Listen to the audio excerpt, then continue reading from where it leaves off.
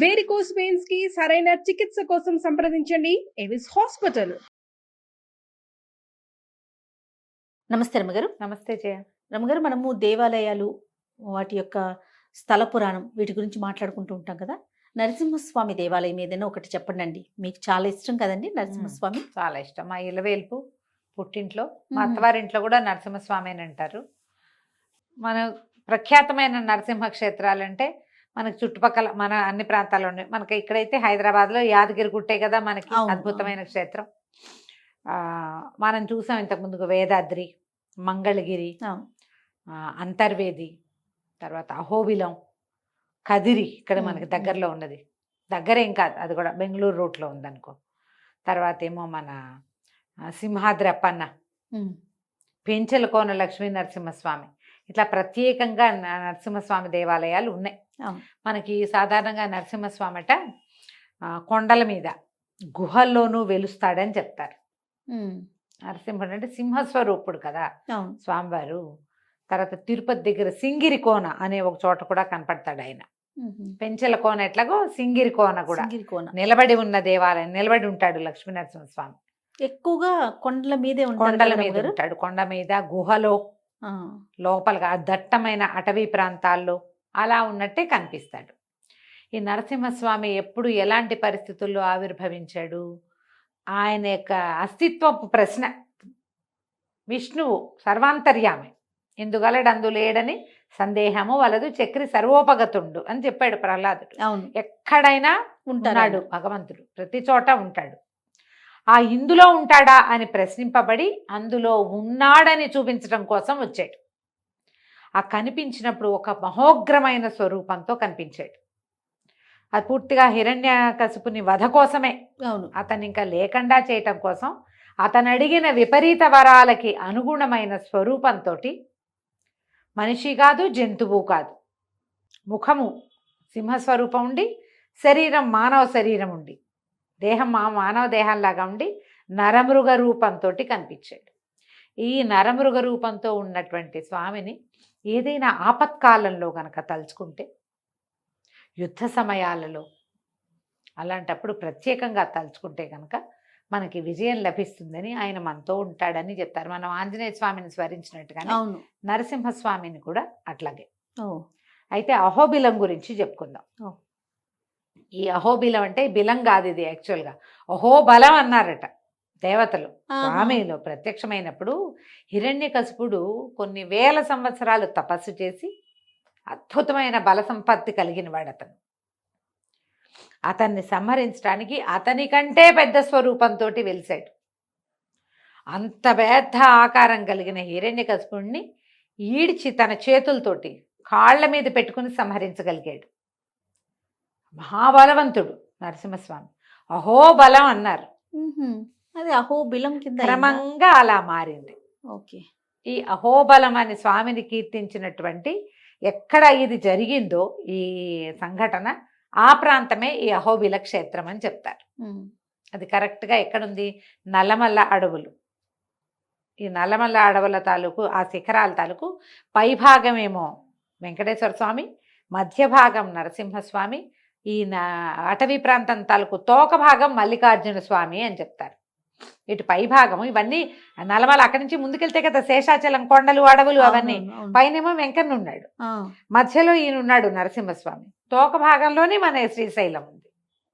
ఇట్లా ప్రత్యేకంగా చెప్తారు. నరసింహస్వామి తాలూకు ప్రత్యేకమైన స్వరూపాలన్నీ కూడా మనకి అహోబిలంలోనే కనపడతాయి. ఎగువ అహోబిలం, దిగువ అహోబిలం అంటారు. అవును, మొత్తం 9 దేవాలయాలు ఉన్నాయి అక్కడ. ఒకచోటే లేవు, విడివిడిగా ఉన్నాయి. కింద మనకి లక్ష్మీనరసింహస్వామి ప్రసన్నమైన స్వరూపంతో, అమ్మవారు అమృతవల్లి తాయారు ఆమె ప్రత్యేకంగా, తర్వాత ఆండాళ్ళ సన్నిధి ప్రత్యేకంగా ఇట్లా కనపడుతుంది. అంటే పురాతనమైంది తెలుస్తుంది జయ, ఎంత పాతదో. అవునండి. ఎగువ అహోబిలానికి నడిచి వెళ్ళటానికి, పైకి వెళ్ళటానికి కర్రలు పుచ్చుకుని వెళ్ళాం. నేను వెళ్ళి దాదాపుగా 10 సంవత్సరాలు అయింది పైనే. అప్పుడు ఈ డోలి వాళ్ళు ఎవరో వచ్చారు. డోలి వాళ్ళు మావాడు ఇంతున్నాడు అప్పటికి, అక్కడికి 8 ఏళ్ళు, నేను వెళ్ళే 12 ఏళ్ళైనా అయిందేమో. 10, 11లో వెళ్ళానా అంతే అనుకుంటా బహుశా. చిన్నపిల్లాడు వాడు శుభ్రంగా ఎక్కేసాడు జామ్ అని. మేము వెళ్ళేటప్పుడు మాకు ఒక గైడ్ దొరికాడు, వాడు 7th క్లాస్ పిల్లవాడు. ఊరిని నేను చూపిస్తాను గుళ్ళని అన్నాడు. మేము ఆ ట్రిప్లోనే 5-6 చూసేసాం. కొంచెం దూరంగా ఉన్న 3 దేవాలయాల్ని మేము చూడలా, ఇక్కడ పరిసర ప్రాంతంలో ఉన్న వాటిని చూసేసాం.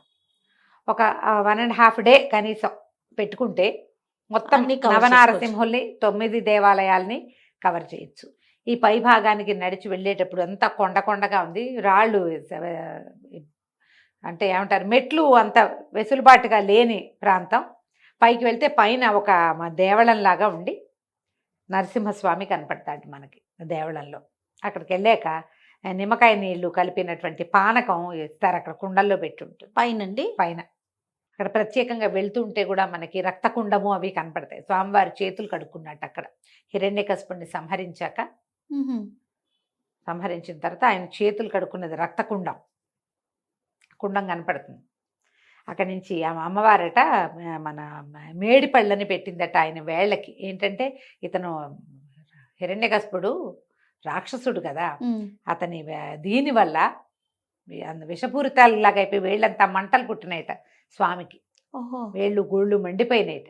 అందుకని ఆయనకి శాంతి కలగజేయటానికి మేడి పళ్ళని పెట్టిందట చల్లబరచడం కోసం. అది కూడా ఒక చోట రాసి కనపడుతుంటుంది చరిత్ర. పైన ఉగ్రస్తంభం అని ఒక స్తంభం కనిపిస్తుంది. బాగా పైకి వెళ్ళాలి. నేను వెళ్ళాల, పిల్లలు వెళ్ళారు. మావాడు వెళ్ళినప్పుడల్లా అక్కడికి వెళ్తూ ఉంటాడు. ఆ పైకి ఎక్కడం కూడా కష్టమే, కొంచెం ఎక్కగలిగే వాళ్ళు వెళ్తే వెళ్ళగలుగుతారు. ఆ పై దాకా వెళ్ళి ఆ ఉగ్రస్తంభాన్ని కూడా చూసొచ్చాడు. మనకి వెళ్తూ ఉంటేనే దారంతా ఎలా పెద్ద పెద్ద కట్టడాలుగా కనపడుతుంది. అంతా పడిపోయినవి, విరిగిపోయినవి, పాత పడిపోయినవి, ఆ శిథిలావస్థలో ఉన్నవి అట్లా కూడా కనిపిస్తాయి.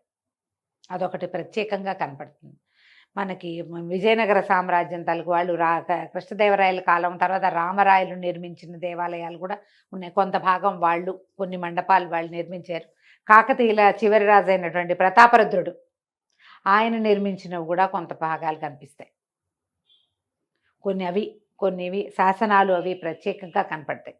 చిరుతపులుల సంచారం ఎక్కువగా ఉందని మేము ఫస్ట్ టైం 14 ఏళ్ల క్రితం వెళ్ళినప్పుడు మేము పైకి వెళ్ళాం.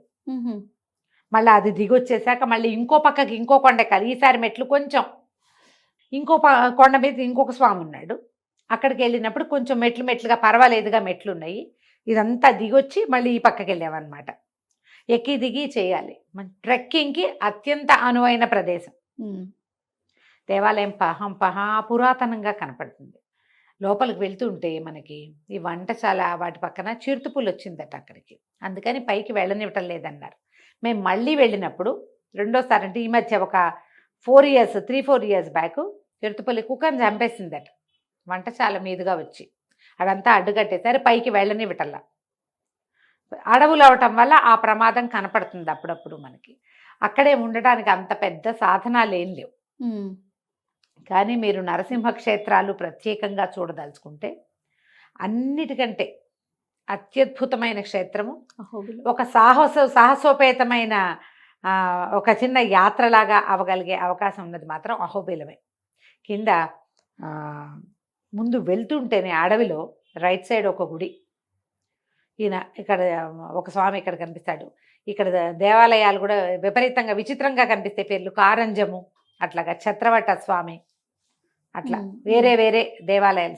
ప్రతి స్వామికి వేరే వేరే పేర్లు. ఇంకొక విశేషం ఏంటంటే ఈయన 45 రోజుల పాటు యాత్రకు వెళ్తాడు స్వామి. పార్వేట ఉత్సవం అని చేస్తారు. ఈ పార్వేట ఏమిటి, ఈయన నరసింహస్వామిగా విష్ణుమూర్తి మారినప్పుడు ఆయన చెంచుగూడాల్లోకి వచ్చాడు. ఈ అడవుల వెంబడపడి తిరిగాడు కదా, చెంచులకి అల్లుడైపోయాడు ఆయన. చెంచులక్ష్మి అవతారం అదే చెప్పుకుంటాం కదా మనం. అయితే ఈ అన్ని చెంచుగూడాలకి వెళ్తాడట. ఫాల్గుణ మాసంలో కళ్యాణం చేస్తారు ఆయనకి. కళ్యాణానికి రమ్మని పిలవడానికి ఈ ఊళ్ళన్నిటికీ స్వామివారే స్వయంగా వెళ్తాడు. ఒక పల్లకి ఊరేగింపుగా వెళ్తుంది. పార్వేట ఉత్సవం 45 రోజుల పాటు చేస్తారు. దేవాలయంలో ఉండడు, బయటకు వచ్చేస్తారు. వచ్చేసి ఈ మొత్తం అన్ని గ్రామాల్లోనూ అర్చనలు అన్నీ జరుగుతాయి. అల్లుడికి జరుపుతారు వీళ్ళంతా, వాళ్ళ ప్రాంతపు అమ్మాయిని చేసుకున్నందుకు. అన్ని చోట్లకి వెళ్ళిన తర్వాత మళ్ళా తిరిగి వచ్చాక కళ్యాణం చేస్తారు. పార్వేట ఇప్పుడు మనం పార్వేట ఉత్సవాలు అన్ని దేవాలయాల్లోనూ చూస్తాం. అవును. స్వామివారు ఒకరోజు వెళ్ళొస్తాడు. మన వెంకన్న కూడా వెళ్తాడు పార్వేటకి, అవును. ఒకసారి ఒకరోజే. లేదా కొన్ని చోట్ల దేవాలయాలు 3 రోజులు ఉంటుంది, అంతకంటే ఉండదు. ఈయనొక్కడు దేవాలయం విడిచిపెట్టి వెళ్ళిపోతాడు బయటికి. అంటే ఈ ఉత్సవవరులు వెళ్తారనమాట. ఈ అహోబిలాల్లో ప్రత్యేకమైనది ఇంకోటి ఏంటంటే, మనం వినంగానే ఏదో పెద్ద స్వరూపంగా ఉంటామా, ప్రశాంతంగా ఉంటాడు స్వామి. కింద దిగువ అహోబిలంలో చాలా చక్కగా ఎంత ప్రశాంతంగా కనిపిస్తాడు. పైన ఉన్న ఆలయాల్లో, పైన ఉన్న మండపంలో మాత్రం కాస్త ఈ మన హిరణ్యకశిపుడు హృదయ విదారణ కనపడుతుంది. అతను చీల్చిన ఇవి ఆ విగ్రహ స్వరూపం అట్లా మనకు చూపిస్తారనమాట. ప్రతి చోట ఎక్కాలి దిగాలి. నేరుగా మొట్టమొదటి దేవాలయం కూడా మనం కొంచెం ఎత్తుకి ఇట్లా కొండకి కరిపించినట్టుగా ఉంటుంది. వెళ్ళుంటావుగా నువ్వు? వెళ్ళాను రమ్మగారు, కానీ పైకి వెళ్ళలేదు. మీరు కింద వెళ్ళినప్పుడు వరకే. కుదరలే. మీరు వెళ్ళినప్పుడు నేను కుదిరి ఎక్కలేక వెళ్ళలేదు రమ్మగారు. అదే అప్పుడు మాకు కొంచెం చిన్నపిల్లలు, మేము కూడా పర్వాలేదు, నేను యాక్టివ్ గానే ఉన్నాను బాగా. ఓకే. కర్రలు ఇచ్చారు, మళ్ళీ ఆ కర్రలన్నీ అక్కడ అప్పచెప్పామన్నమాట. ఓకే. కొంచెం ఈ పులుల భయం లేని రోజుల్లో గనక వెళ్తే, మొన్న గనక వెళ్ళనిస్తే 3-4 ఏళ్ల క్రితం మళ్ళీ పోయేవాళ్ళు. మా పిల్లలు ఇంకా పెద్దవాళ్ళు అయిపోయారు అప్పటికి, బాగా ఎక్కేవాళ్ళం. నాకు ఆ ఎక్కే సరదా కూడా ఉంది. ఫస్ట్ టైం వెళ్ళినప్పుడు జయ, ఇప్పుడు మళ్ళీ గుర్తొచ్చింది నాకు, మహానంది వెళ్ళి అక్కడి నుంచి ఇక్కడికి వెళ్ళే ప్లాన్ అనమాట. అహోబిలం వెళ్ళే ప్లాను. ఈ మహానంది వెళ్ళే లోపల మా కారు కనీసం 9 సార్లు పంచర్ అయింది జయ. ఇక బయలుదేరిన దగ్గర నుంచి పంచర్లే అనుకో. ఇది తీసి అది పెట్టి, అది తీసి ఇది పెట్టి, 2 టైర్లకి పంచర్లు చేయించి అయినా కూడా వెళ్ళాం. మహానంది చేరి, మహానందిలో రాత్రి కారు పూర్తిగా సెట్ చేసుకుని, మహానందిలో దర్శనమయ్యాక రాత్రి అక్కడ పడుకుని, పొద్దున్నే లేచి అహోబిలం బయలుదేరాం. కానీ అహోబిలం రానిచ్చాడు మమ్మల్ని, ఏమనలా. ఈ మహానంది చేరే బో సూపర్ గా జనం చాలా తక్కువ ఉంటారు. ఎప్పుడో ఒకసారి కొంచెం కాస్త కనపడతారు. అవును. ఎక్కువగా అనిపించరు. అంటే ఉత్సవాలు అలాంటప్పుడు ఉంటారేమో కానీ అంత ఎక్కువగా ఏమి ఉండరు. అంత ఎక్కువ లేరు. చాలా విశేషంగా కనపడుతుంది. ఇక్కడ ఏంటంటే పౌర్ణములు అవన్నీ విశేషంగా చేస్తారు. ప్రత్యేకంగా కనిపిస్తుంది, బాగుంటుంది. మీ అవకాశాన్ని బట్టి అహోబిలం వెళ్ళండి. నేను దేవాలయం గురించి ఇంకా చాలా విశేషాలు నేను చెప్పట్లేదు, బ్రీఫ్గానే చెప్పాను. అవునవును. నేను మధ్యలో నా ట్రిప్ సంగతి కూడా చెప్పాను కదా. మనం కర్నూలు జిల్లాయే, హైదరాబాద్ నుంచి ఆటే దూరం ఏం కాదు. అయితే కొంచెం ఎక్కువ మంది గ్రూపుగా వెళ్తే గనక ఎక్కువ ఇంట్రెస్టింగ్గా ఉంటుంది. మనం ఒకళ్ళవే ఇద్దరమే వెళ్ళినా, ఫ్యామిలీతో 2-3 వెళ్ళినా కూడా కొంచెం మరి ఒంటరిగా ఉన్న భావాలు వస్తాయి. మనం 10-15 మంది కలిసి కనుక వెళ్తే 1-2 సత్రాలు ఉన్నాయి. కింద పున్నమి రెస్టారెంట్ ఉంది. ఆ రోజు మేము అక్కడ భోజనం చేసాం. అవును, పున్నమి రెస్టారెంట్ ఉంది. మీ అవకాశాన్ని బట్టి ప్లాన్ చేసుకుని ఒక ట్రెక్కింగ్ యాత్రలాగాను, అద్భుతమైన నవనారసింహ క్షేత్రంగాను అహోబిలాన్ని దర్శించి రావచ్చు. తప్పకుండా రమ్మగారు. నమస్తే. నమస్తే జయ.